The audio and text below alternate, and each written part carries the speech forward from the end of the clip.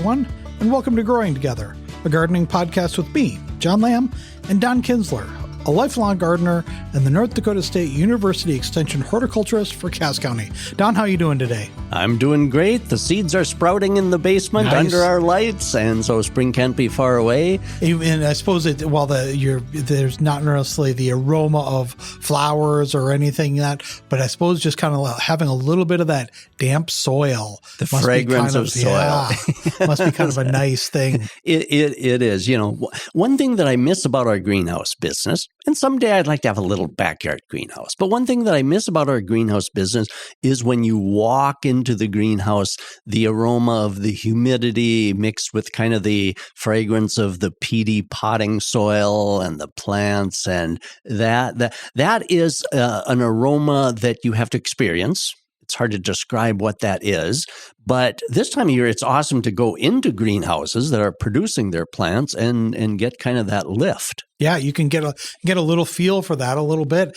and it's an exciting time. You know, following some local garden centers on social media, you see that they're all busy planting. So it's coming in. It's pretty I nice. appreciate the local garden centers sharing things on Facebook that kind of shows some of their production techniques, some of the things going on behind the scenes, and that gives us kind of a sense of spring to come. Yes, exactly. Because here we're recording this at the end of March. April's right around the corner. Weather's been kind of up and down, hasn't it? You know, some nice days, but some cold days too. Yeah, looking forward into next week, the first week. Anything coming up in your yard? Have you had a chance to take a look? Any perennials popping up yet? No, but I think over at Concordia when we were going for a dog walk, I think I saw some crocus maybe starting to come. Oh, yeah, not flowering yet. Tulips, yes, our tulips are even not just the ones beside the house, because I don't like to plant them south of the house because they pop up way too early in kind of that little sunny microclimate. But those that are out in the perennial bed are up a couple of inches. So they're thinking spring is coming. Yeah. And we have been. We've had 50-degree days followed up by a 30-degree cool day. And I think next week we're looking at at least one 60-degree day, and then dipping back down into the 30s. And I'm laughing as you're saying that because I do not trust Mother Nature one bit in the spring. And it's going to be fun today. We're going to talk about April Fool's gardening. And I get a kick out of it because Mother Nature she's skilled at April Fools. I get such a kick out of it because it will be so nice and warm and sunny, and you think spring is here. You get kind of the planting itch, and then zap, along comes a cold day with maybe highs in the 20s or 30s and a cold, stiff north wind. And so I can't help but think Mother Nature's probably smirking a little bit. Laughing a little bit, yeah. Thinking, boy, you guys thought you had it made, and well, let me show you.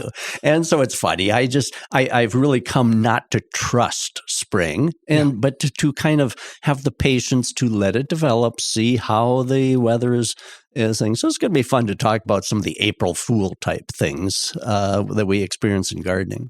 Yeah, but first you have got a letter. Yes. Sharon wrote in and said, "Hi, I have a question. I purchased rhubarb roots at one of the national chain hardware stores. They were in a plastic package of 5 roots, and they have already developed stalks growing out of the roots. The directions say to plant in early spring. Since it's so early, I'm wondering if I should put the roots in a pot, cover them with soil, and keep them from freezing in my basement under my plant light. And when should they be planted out in the garden? The weather and temps have been so unpredictable this spring, I'm just not sure how this should be done. Thanks for any assistance you can give me. Signed, Sharon." Well, first of all, thanks, Sharon, for writing in. And it's interesting. That's a good question. Yeah, that's really interesting. Very much, because when I'm at some of the national chain stores, you see these displays, and on these displays, there's everything from little cellophane packages of strawberries, and there's rhubarb, and lily of the valley, daylilies, true lily bulbs, and they all put them out so early. Now, in these displays with all these neat things, peonies, I've bought peonies off of those racks in kind of a little plastic bag. And it's interesting. I know they put them all out there because we all get itching for spring. But now, though all those packaged roots have been in refrigerated storage all winter long. The refrigerated storage keeps them nice and dormant. But as soon as they are put out on the shelf in the national chains at room temperature, those things think it's spring and they think it's time to start growth. And so when you look at the packages, there will oftentimes be some leaves or stems starting to grow. And the longer that they stay in that situation, they're going to try to continue growing. They'll use up some energy, and eventually they can become not so great for planting. So what I've kind of learned to do is if I want to experiment with some of those, because sometimes the price is really, right. It's kind of too hard to pass up. So as soon as some of those get them out on the shelf, I'll go buy them, but then put them in the refrigerator. If they haven't started growth yet, I keep them dormant until it's closer to our planting time.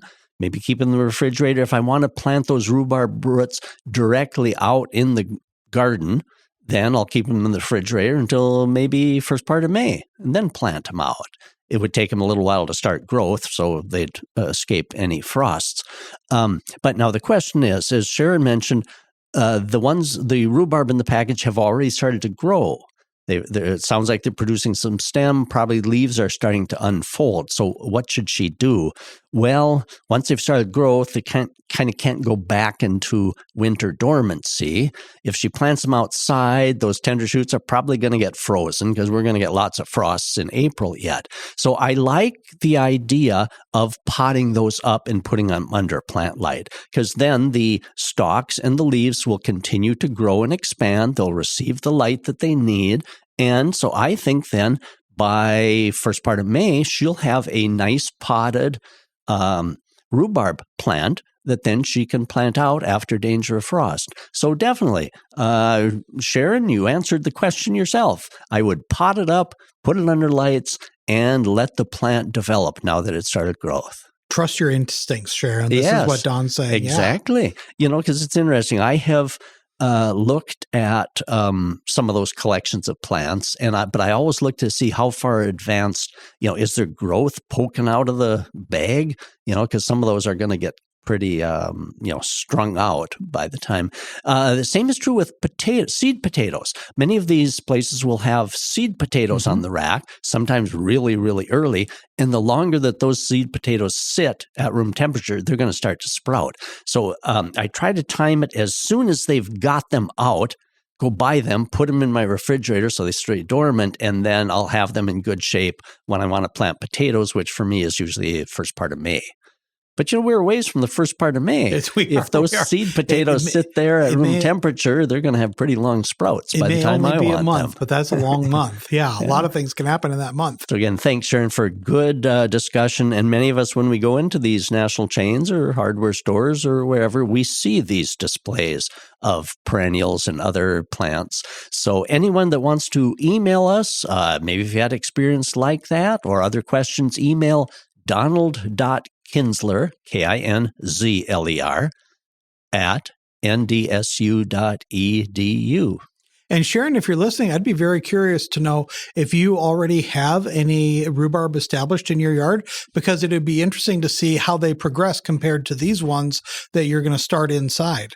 They may already have a head start, but I would say keep an eye on other. If you know people who already have rhubarb, kind of keep tabs on it and compare the two. I think that'll be a really interesting kind of comparison to monitor going through the season.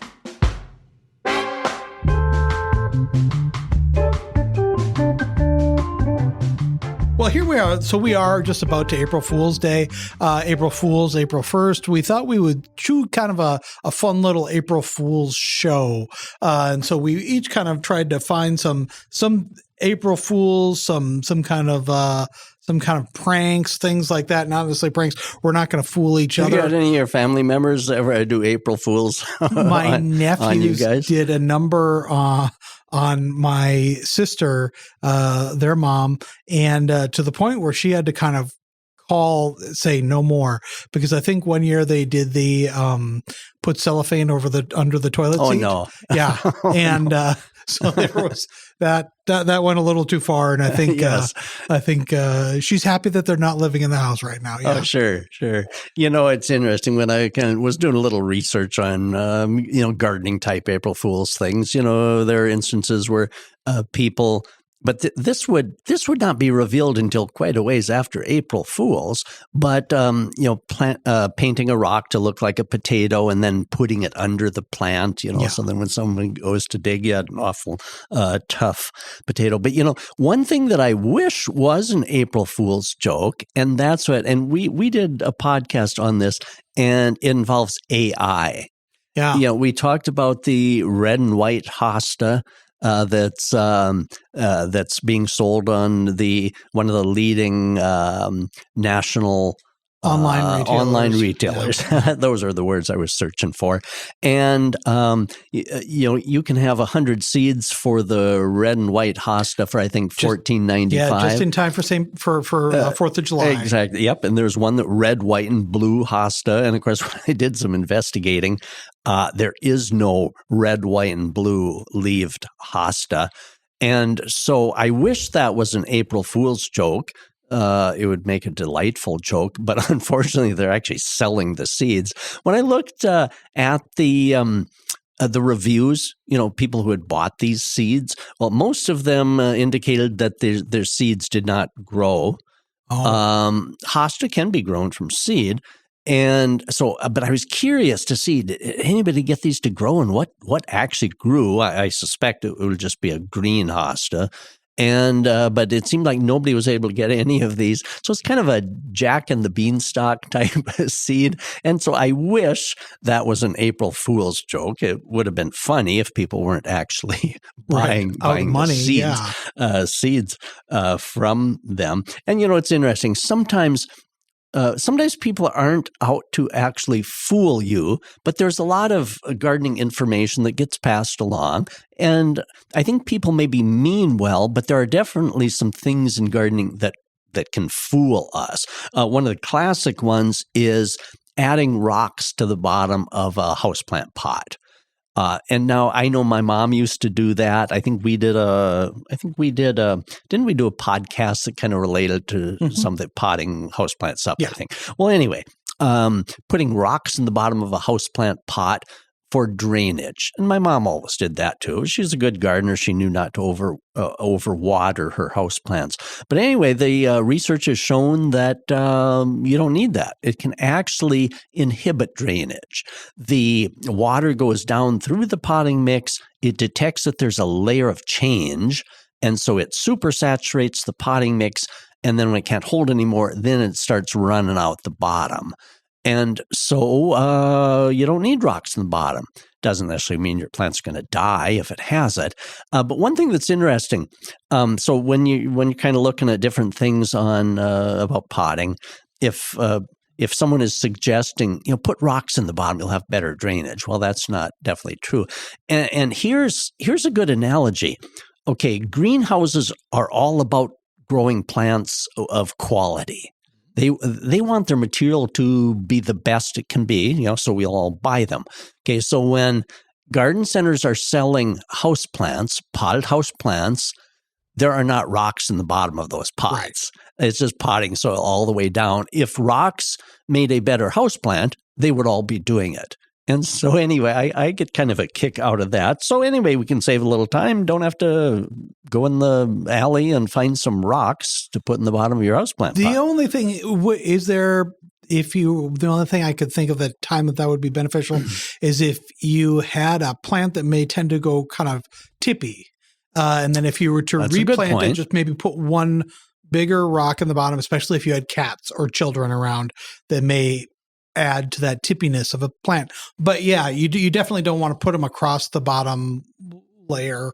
But if you wanted to have one rock kind of off to the side away from the holes, maybe that would help a little bit. Instead of the whole layer. Yeah. But that also brings to mind some of these big outdoor containers that are really tall, like 3 or 4 feet. Yeah. Does that mean we shouldn't put anything in the bottom of it? Do we have to fill it all the way up and down with potting mix? It gets kind of expensive. Now, okay, I mentioned that it can kind of impede drainage, and with houseplants, overwatering is always a big concern. Well, outdoors, overwatering isn't usually the concern because the air is moving, the sun, the wind. Evaporation is much higher. Exactly. So overwatering isn't usually the problem. So if we have a great big 4-foot high planter, it's fine to put something else in the bottom. You know what I think is a wonderful thing to put in the bottom? Sometimes you'll hear, empty pop cans, milk jugs, packing peanuts, stuff in the bottom. Plastics. Yeah. What really works well, though, is to put chunks of branches, or if you cut down a tree and saved some of the logs down in there, and branches, etc. That will eventually decompose into good composty type stuff. So that's what I did last year on ours. Some of our deeper ones, I put wood down. Branches down in the bottom of those. Well, anyway, another thing that you sometimes will hear that I get a kick of is people advocating that for tomatoes, when you plant tomatoes, put a couple of Tums down in the planting hole. And, because blossom end rot on tomatoes is caused by lack of calcium in the developing fruit. Okay, so why not add a couple of Tums? There's high in calcium, so have the tomato plant chew up a couple of those. And it's the inability of the plant to take up calcium in the soil. But our soils already have enough calcium in, so adding a little Tums to it isn't going to help. So the reason the tomato plant can't take up the calcium in the soil is if the moisture isn't uniform enough. So just keeping the soil more uniform on the tomato plants helps liquefy the existing calcium, then the roots can drink it on up. So the bottom line is just keep when the tomatoes are fruiting, keep the soil a little more uniformly moist, and that will help. And so anyway, the Tums can be saved for when we have indigestion instead of, so it's interesting. But, again, people mean well. They don't, I'm sure nobody means to, hey, I'm going to do an April Fool's, stick a couple of Tums down in there. But, it probably is anecdotal in that someone put Tums down there, and sure enough, they didn't have blossom end rot. But the moisture was maybe consistent because of good rains, or maybe they did something else. So it is interesting. A similar one that I enjoy is Irish Spring soap for deterring rabbits and deer out of a yard or away from plantings.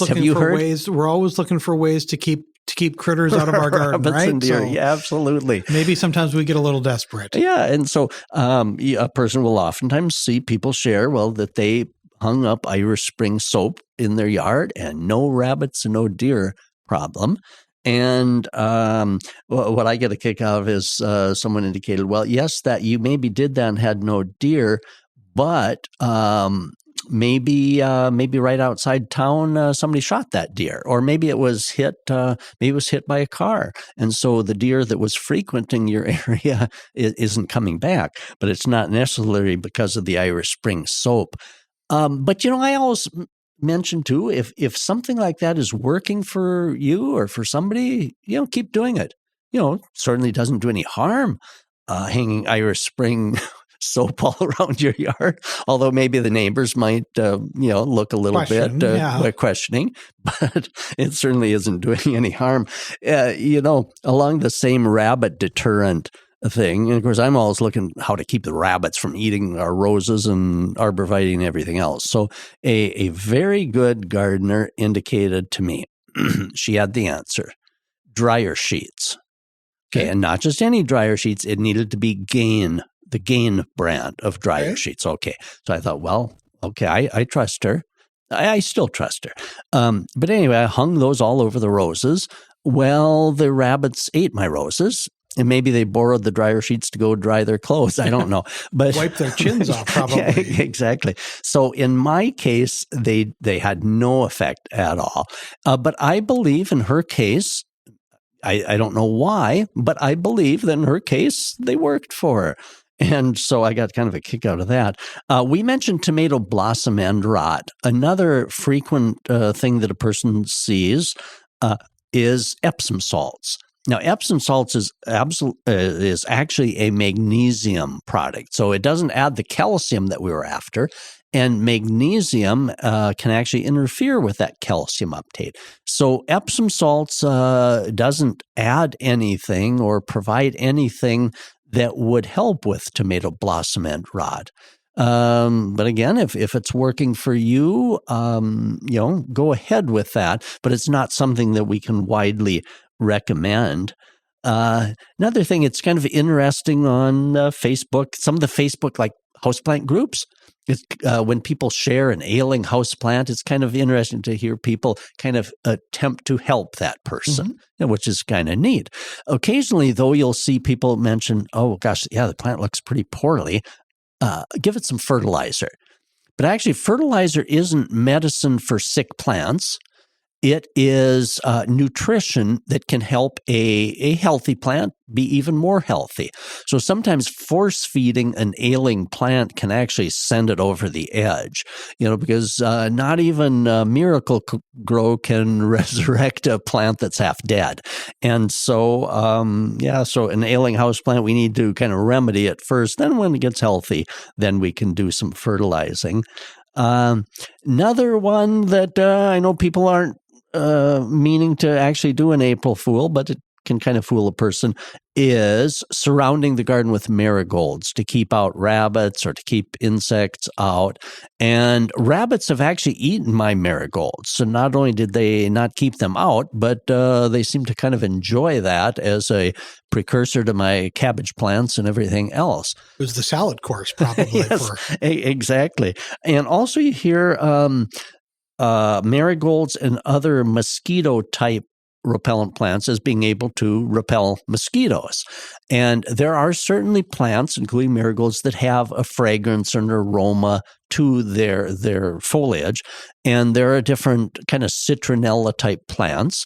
And when research has been done on that, they could repel mosquitoes if they were in a quantity heavy enough. For example, to keep them away from your deck, you would probably need to surround that deck with mosquito-type repellent plants. So one plant isn't probably going to exude enough of that chemical to keep your whole area free of mosquitoes. But, if you put enough around, but again, a mosquito repellent plant put on your deck isn't certainly doing anybody any harm. Right. So if a person wants to try it, again, it's going to be a nice little plant to look at. It's going to be something nice. Yeah. Well, let's take a quick little break. When we come back, more with some April Fool's gardening tidbits.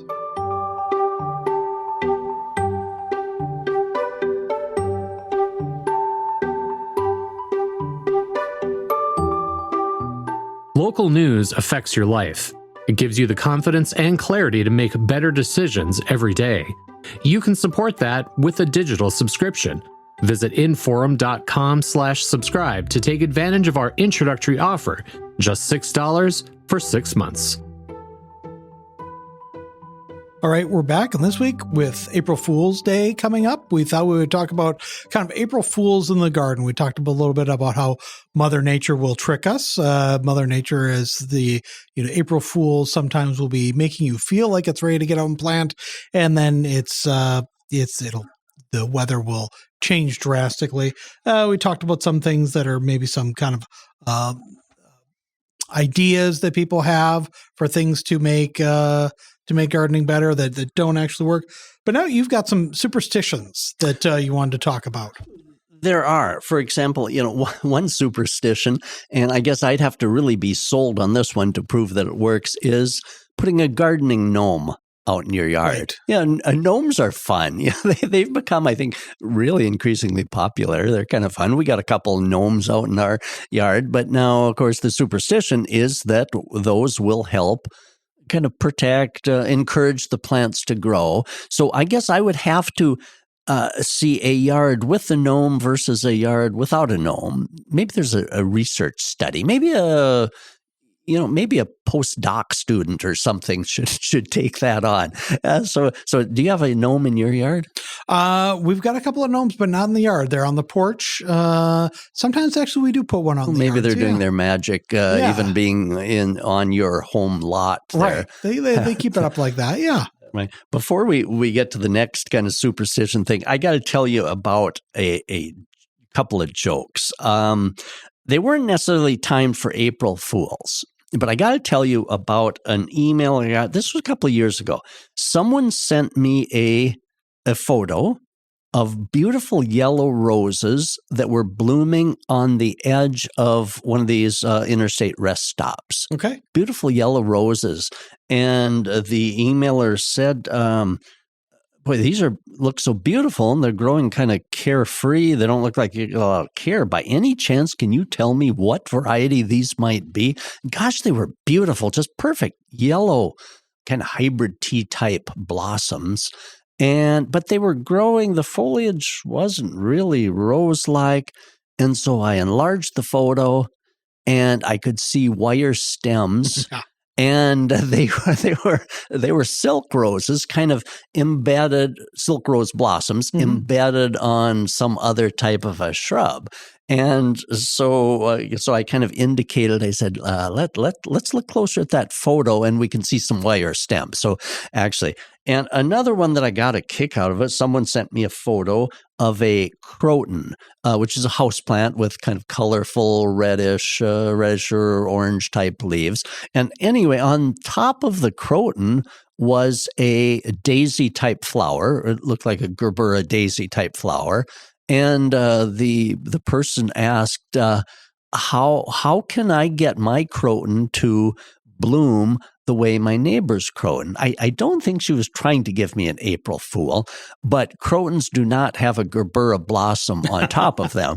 So I suggested that she might take a look at where that gerbera blossom actually was originating from on that plant, because I have a feeling it was kind of an add-on to that plant, because no matter what she does, I don't think she's going to get a gerbera blossom on top of her croton. So anyway, back to the superstitions. Another one that it's kind of a superstition type thing is planting potatoes on Good Friday. Now, when you investigate that, there's a lot of kind of history as to why. There's some ideas that Good Friday maybe was one of the few days that farm laborers got off when they were working the field, so they went home and planted their own potatoes on one of the few spring days that they had off. Otherwise, they were working probably 6 or 7 days a week. And others indicate that, in Christianity with crucifixion, planting potatoes, something into the ground, may have a religious significance to that. But, the interesting thing about planting potatoes on Good Friday is Good Friday varies by calendar date. Yes. Sometimes can it be kind of towards the end of March, first part of April? That's awfully early for potato planting in North Dakota and Minnesota. And chances are then the potatoes might not do so well. Now, if Good Friday happened to be later in April, you can plant potatoes later in April, and so I think it would probably be good. So because a Good Friday varies in calendar date, I can't really see that being as a tried and true recommendation for that. But I know there's some people plant their potatoes on Good Friday. Well, if it works, you'll keep doing what you're working.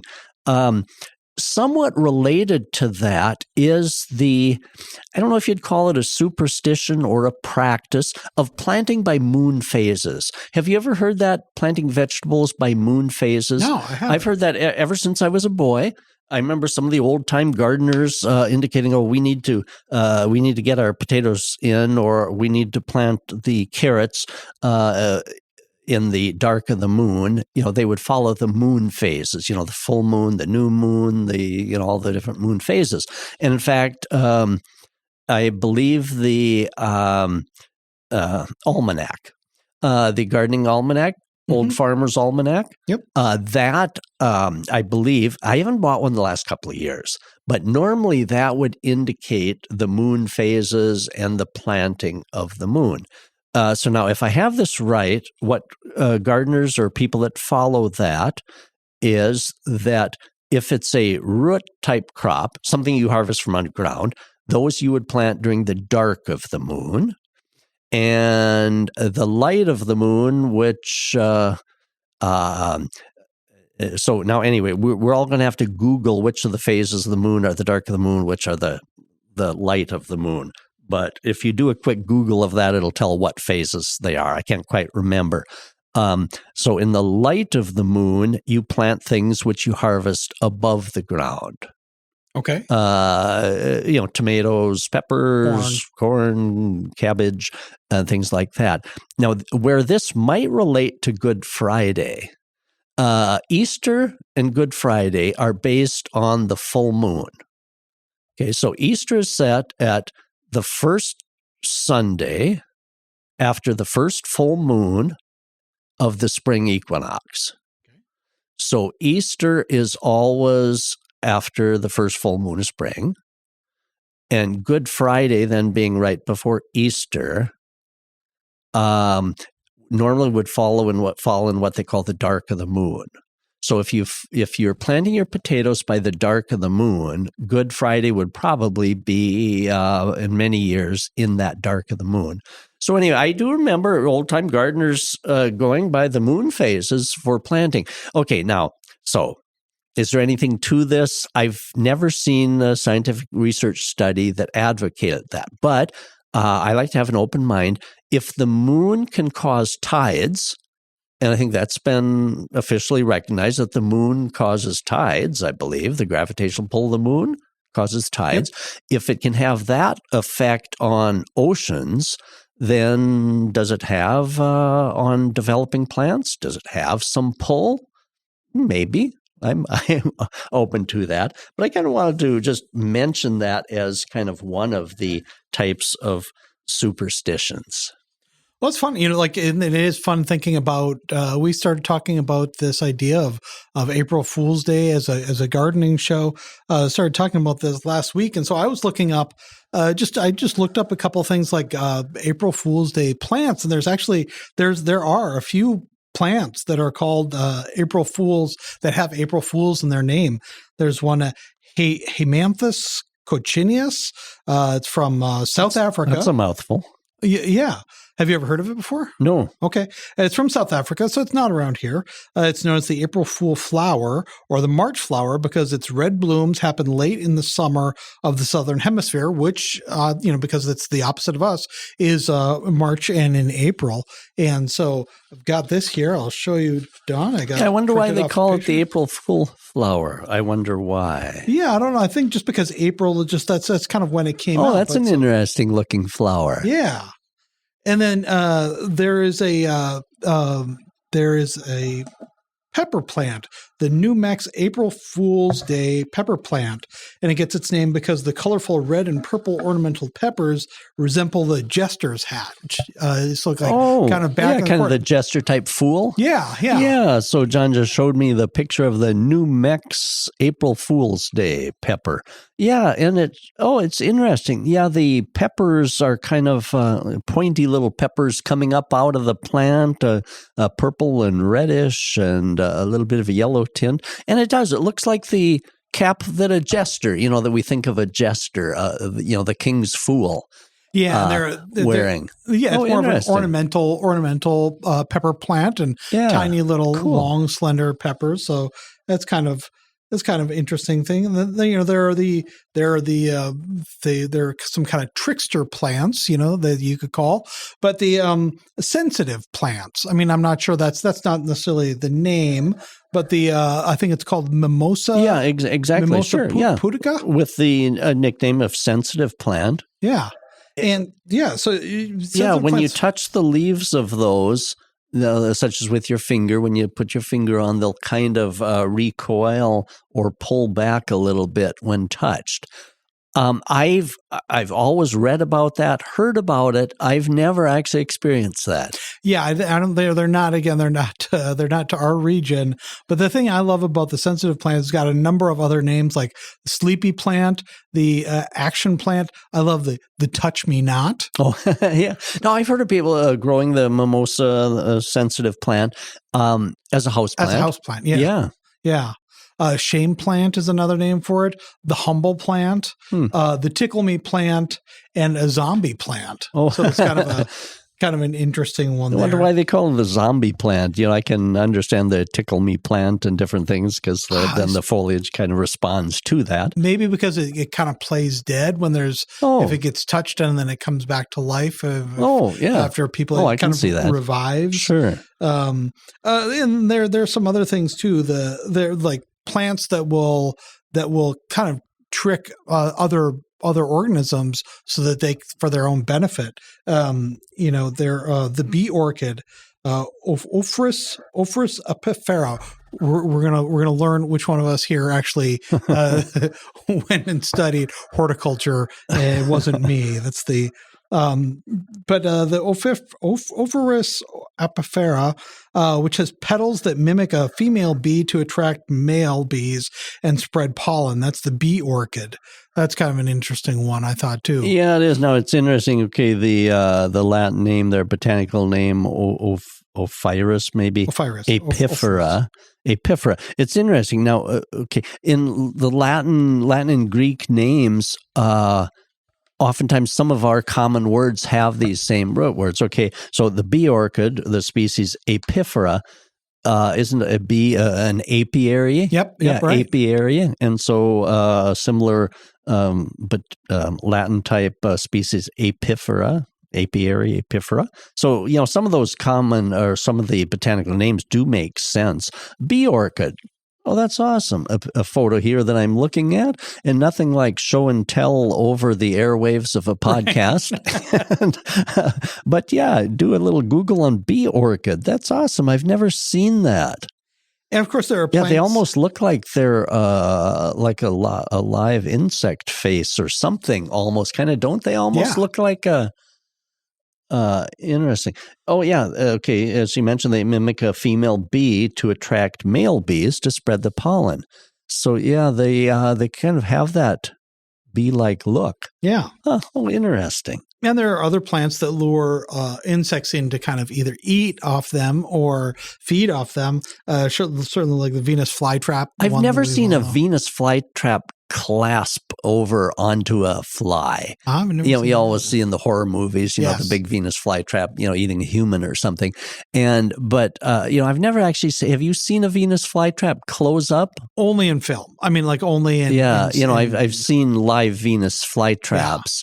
But yeah, interesting. And there's another. You mentioned sundew. The sundew, which is kind of traps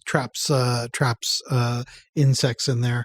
And then there's one that I think we'll just kind of end on. It doesn't necessarily trap other insects in, but the corpse flower, which gives off this awful aroma of rotting corpse. It's well named, Yes, the corpse exactly. flower. Yes, exactly. They're not messing around with the name. There's no second guessing that name. And now when these bloom. And I believe the closest one, I'm not sure if there's one in Fargo or not, possibly.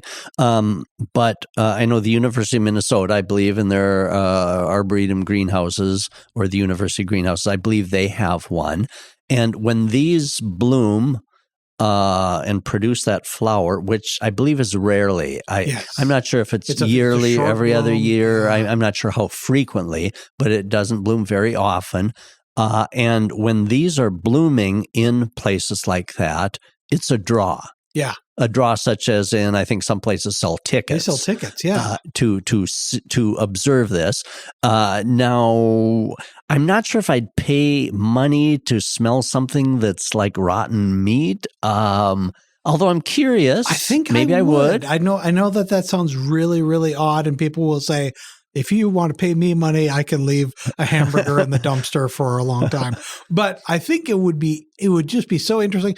Plus, I've heard, that they can really be a beautiful beautiful flower too. Yes, exactly. And these corpse flower, the plant itself is huge, massive. And so this is a big flower, big kind of structure, flowering structure that comes up out of it. And, it's the type of thing that, smell has memory. I have a feeling that once in a lifetime, if you smelled this, that might be all you'd have to buy a ticket for. No, I don't think you need to go back to it. I don't think probably, you need to not revisit that. But yeah, I think I probably would pay one time a ticket to observe that, so you could add it to your bucket list of things that you've accomplished. Okay, Frederick the corpse flower is at the Como Zoo Conservatory. Oh, it's the Como Conservatory. Well, that's one of them. There may be other ones, but yeah, they do show the picture, and I'm going to show this to Don. I'm just looking this up on my phone. But the flower they have is in a big pot, and it's between two benches, and it is. Oh, yeah, two benches, observation benches. Observation benches. And it's about human size coming out of that pot. Yeah. It is quite tall. It's so not I wonder if if they sell tickets. Of course, I believe the Como Conservatory is free to the public, but I wonder if they sell observation tickets, like if you get 2 minutes to observe and get the aroma of that. So fascinating. Yeah, and they've got the date that it bloomed from 27 to 2025 was its first bloom. It bloomed, so they had it for 8 years before it first bloomed. Oh, its height was 81 inches of pure drama, and the smell they say is unforgettable. So kind. I was wondering how are you going to describe the unforgettable? That may be a. It would be something. It would be really something to look at, and something really. It would be an experience. Yeah, again, not quite like. Not like going out to fine dining or anything like that, but right. something. If you're curious, it would be. Exactly. You know that now you do have you have my curiosity aroused. I think it would be kind of fun to experience that. And we'll see. We'll see if. I wonder, how long, if it's a 2-second whiff of it would be all you'd need, and then I got to get out of here.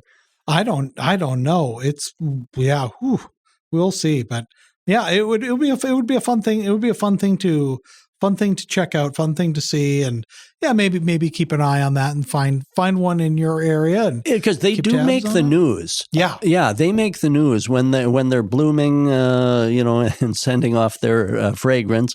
They do actually make the news as kind of a neat novelty. Yeah, but. Not to be outdone, we have our own novelty because we have had people send in photos of the night blooming cereus. Yes, that's right. And now they indicate that the aroma is heavenly. Okay. And so... Although not a pleasant-looking plant. Exactly. Yep, the plant has been described, as we mentioned in previous podcasts, but botanists describe it as being ugly. And scientific term now. Yes. For those listeners who sent in photo of it and description, the night blooming cereus, I think I would buy a ticket to see someone's night blooming cereus, because as she mentioned, it blooms for only a very short time, that you can almost see it unfold when it is. And I would pay to see that. I would think that somebody who would grow something like that would maybe be the type of person who may want to invite people over and have a little party. Yes. A blooming party. When they thought it was coming, that would be kind of a fun thing. Yes, a night blooming serious party. Watch party. A watch party indeed. That's all right, Don. Well, this has been a lot of fun. It's fun to talk about these things, to have a little bit of fun. We of course, we always have fun in the garden, and we always have fun growing things. But to talk about things like April Fool's flowers, April Fool's